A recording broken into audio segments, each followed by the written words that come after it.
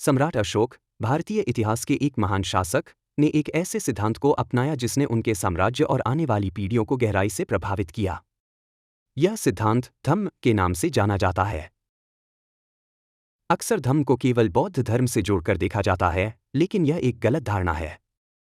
अशोक का धम्म किसी विशेष धर्म का प्रचार नहीं था। यह एक व्यापक नैतिक और सामाजिक आचार संहिता थी। धम्म की सबसे बड़ी विशेषता इसका गैर सांप्रदायिक स्वरूप था। मौर्य साम्राज्य में विभिन्न धार्मिक संप्रदाय मौजूद थे और उनके बीच अक्सर तनाव रहता था। यदि अशोक ने केवल बौद्ध धर्म को बढ़ावा दिया होता, तो यह अन्य संप्रदायों को साम्राज्य से अलग कर देता। धम्म का सार सहिष्णुता, अहिंसा, माता पिता और बड़ों का सम्मान, गुरुओं के प्रति श्रद्धा, दासों और सेवकों के प्रति दयालुता में निहित था। इसमें सभी धर्मों के प्रति सम्मान और सत्यनिष्ठा जैसे गुण शामिल थे। यह व्यक्तिगत आचरण और सामाजिक सद्भाव के लिए एक मार्गदर्शक था। अशोक ने धम्म के माध्यम से एक ऐसे समाज की कल्पना की जहां लोग शांति और नैतिकता के साथ जीवन जी सकें, चाहे उनकी धार्मिक आस्था कुछ भी हो। सम्राट अशोक ने धम्म के सिद्धांतों को केवल घोषित नहीं किया, बल्कि उन्हें अपने विशाल साम्राज्य में प्रसारित करने के लिए एक सुव्यवस्थित प्रशासनिक और संचार तंत्र भी स्थापित किया।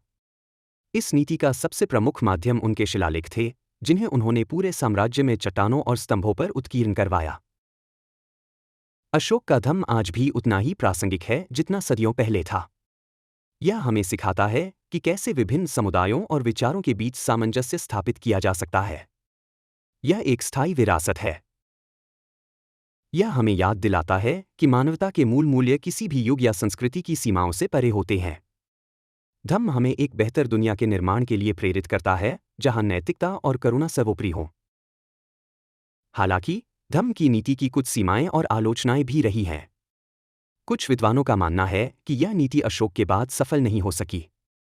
मौर्य साम्राज्य का पतन अशोक की मृत्यु के 50 वर्षों के भीतर हो गया, जिससे यह तर्क दिया जाता है कि धम्म की अत्यधिक नैतिक कठोरता ने साम्राज्य की सैन्य शक्ति और राजनीतिक कठोरता को कमजोर कर दिया होगा।